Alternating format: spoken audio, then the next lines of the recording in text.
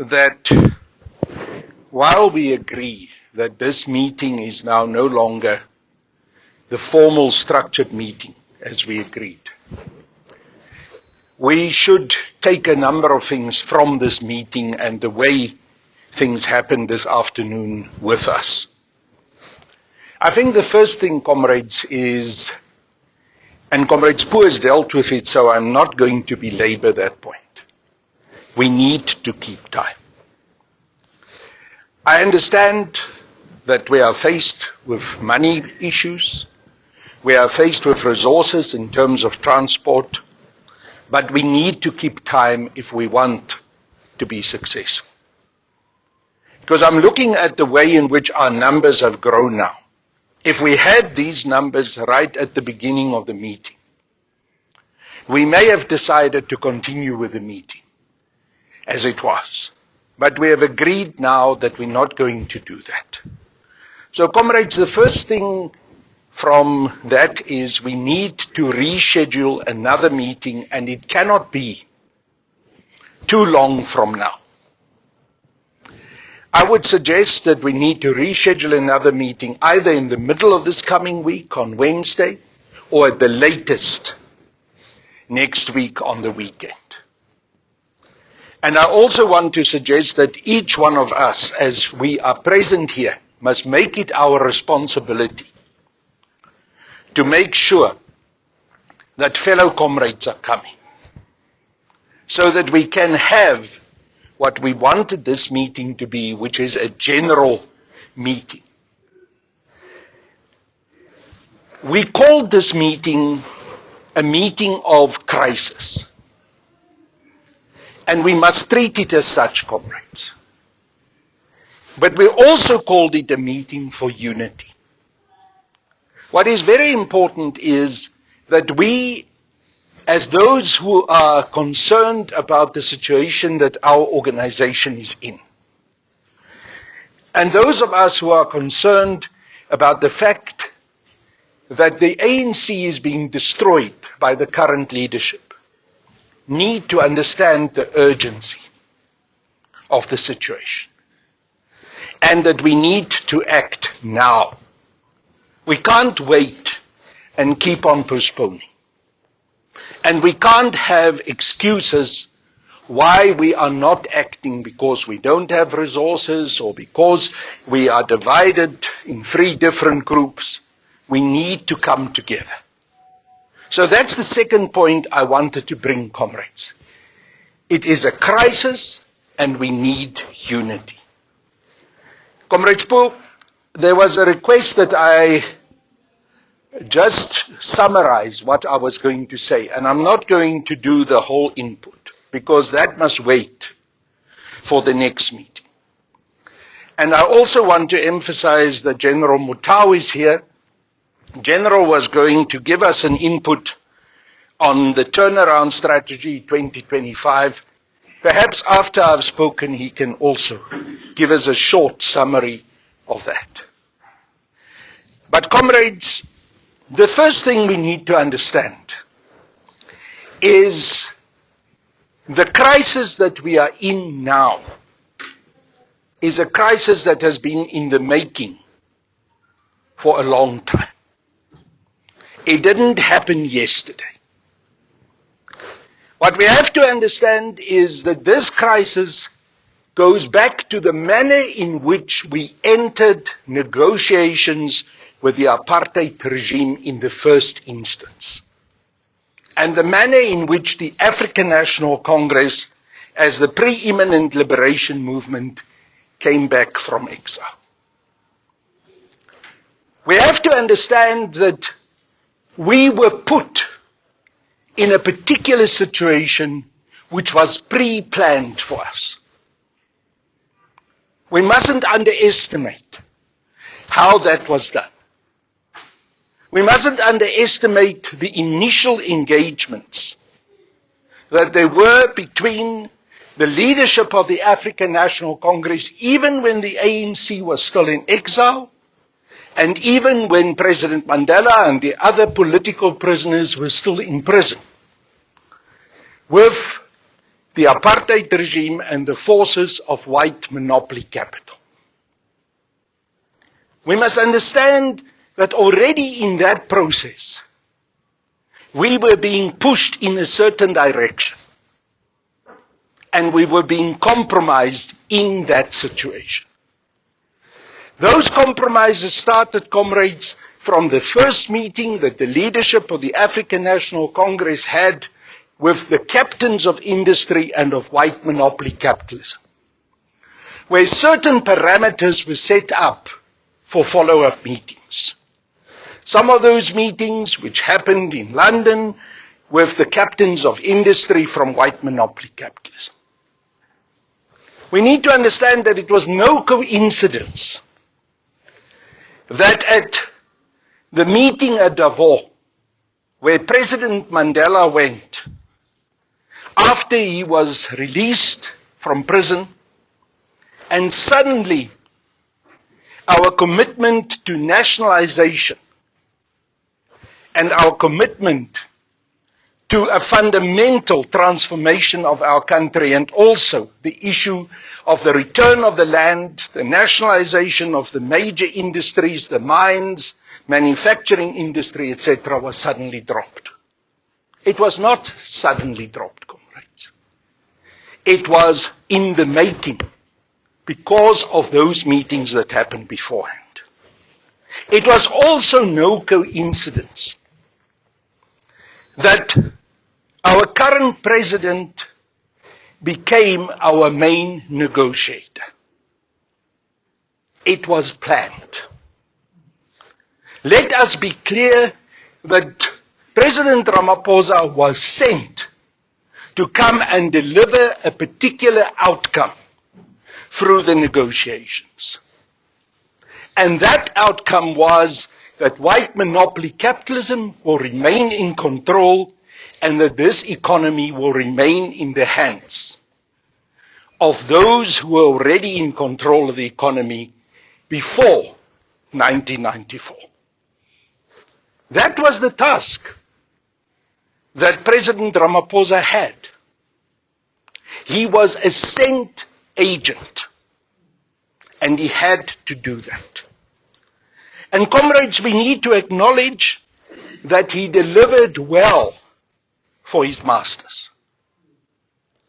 And during the period of the last 27 years, because of the kind of constitution that we got, which puts us in a straitjacket and doesn't allow us to make the kind of fundamental economic changes that will mean that the economy gets into the hands of the majority of black and especially African people.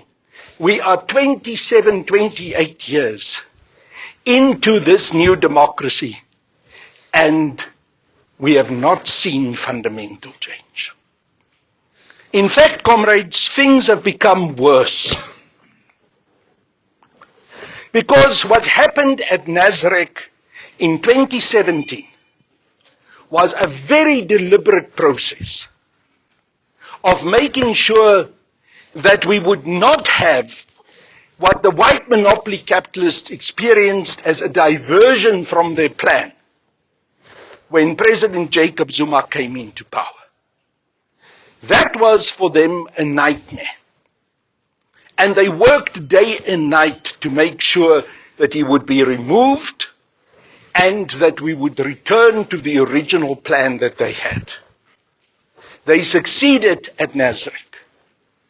Because we have to acknowledge, comrades, that there was a wholesale buyout of the African National Congress at Nasrec. As we know, more than R1 billion was used to make sure that President Ramaphosa and the current NEC got into power. It was bought. The elections at Nasrec was fundamentally undemocratic. If a democratic process unfolded at Nasrec, we would have had a different outcome. Those elections were bought. And the task that the current NEC and the leadership under President Ramaphosa has is to destroy the African National Congress. It has always been the plan of those that entered into negotiations with the ANC right from the beginning that the ANC must be destroyed. It was always the plan that the ANC's majority must be eroded, cut away until eventually the African National Congress will become a minority party. And even faster, I think, than what most of us predicted, comrades. President Ramaphosa and this current leadership of the ANC has delivered on that plan. 4 years into President Ramaphosa's term, the ANC today, let us not fool ourselves, comrades, is a minority party. We are no longer a majority party.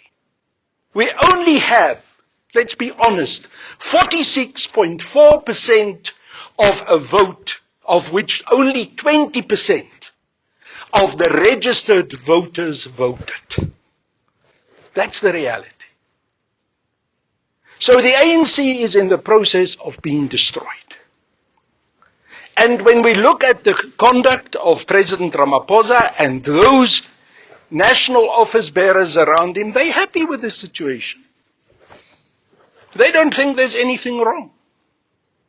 In fact, they even have what we call a Freudian slip, like Paul Mashitile, to say, no, we wanted to keep it under 50%. It's not a slip of the tongue. It's an expression of the real plan. That was the intention. So, comrades, I'm now going to cut it short. I just wanted to give you this input. The fact of the matter is, the ANC is being destroyed. The plan that President Ramaphosa has is that by 2024, the ANC will not just be losing all these big metros in local government elections, it will become a minority party nationally. It will be a minority party within the National Assembly. And the intention is to run this country by coalition government. Why do they want to do that? Because they do not want to implement those policies that we spoke about, that the one comrade said, that we need to get the issue of the land and the economy sorted out. They don't want to implement the resolutions of our 54th National Conference. No ways. They want not to do so. And by 2024, they will have a perfect reason not to do so, because they will have a coalition. And they'll say, in terms of the coalition agreement, it is not possible for us to implement ANC policy. We've now got a coalition document that binds us. So, comrades, it is essential for us, if we want to avoid this disaster that is unfolding now, and that's why when I started speaking, I said we are in a crisis. It is essential for us that we have to act now. I tweeted yesterday and I said that we live in a generation of people that I consider to be emotionally weak, because everything they want to hear in a watered down way. They do not want to hear the truth because they find the truth to be offensive. And the truth is, not tomorrow, today, Ramaphosa must go. And the National Executive with him, who has failed us, must go. So, whatever plan we design, whatever program of action we work on, must be built on that understanding that it cannot be a situation that we act as if it's business as usual. It must be a situation of a crisis with crisis and deliberate action that we take from our side. And that's why, comrades, at the beginning I said, we cannot have us behaving in the way that we behave. We cannot have excuses to be late. We cannot have excuses that we do not have resources, because the crisis is too big for excuses. We now have to commit ourselves to say we are going to put shoulder to the wheel and make sure that as soon as possible we must have an urgent national special elective conference. And that national special elective conference must remove this leadership and replace it with a new leadership. A leadership that will be representative of the ideals and the revolutionary historical commitment of the African National Congress. But comrades, in doing so, we have to work organizationally. We have to make sure that we work on every branch.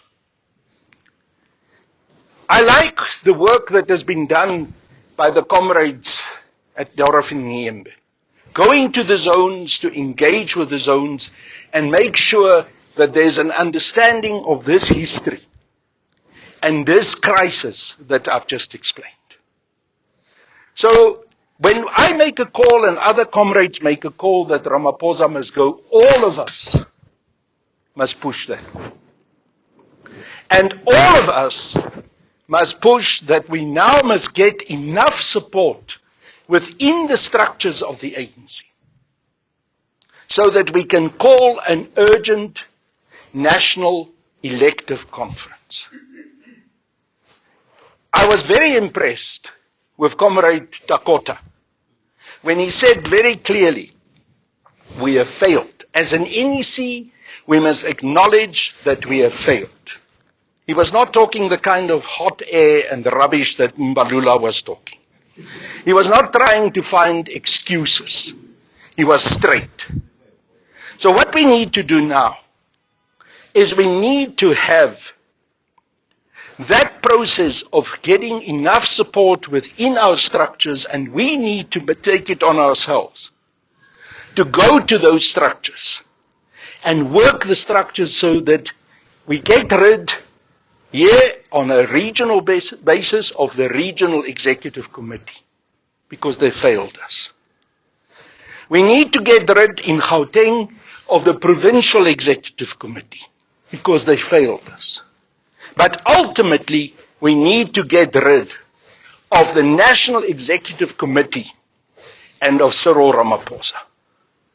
And we cannot wait for December 2022. It's too late, comrades. And Comrade General Mutau often points out to us that if we simply want to work on a playing field that is prepared for us by Ramaphosa and his supporters, we will never play on a level playing field. We will lose. So if we think we can simply use the usual process and go to that conference and we'll manage there, comrades, we are fooling ourselves. We need to take emergency measures. And we need to make sure that early next year there must be a national elective conference that replaces this leadership. Whatever we do in terms of how we reach out and engage on a structural basis within the organization, my belief is that we also need to engage not just the ANC members, but progressive South Africans throughout the country who are concerned, and build a broad base. I know it's not easy for us to have mass rallies because it involves a lot of resources and it may not necessarily translate into that change.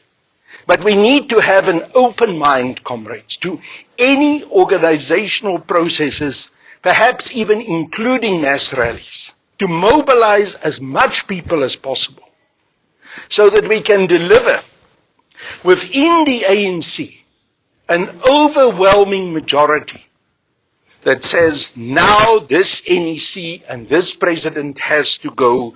Now we're going to have a national elective conference that will elect a new leadership. If there has to be an interim period of a national task team to manage the process and then going, that's fine. But we cannot wait indefinitely. Comrade Spoel shows me I must stop. I am going to stop there.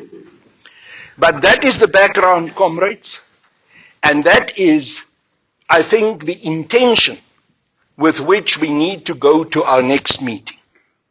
And why I would like us to have a mass general meeting where we can get a commitment from comrades and where we can adopt a proper program of action, understanding the crisis that we are faced with. Thank you, Comrade Jan. Thank you very much.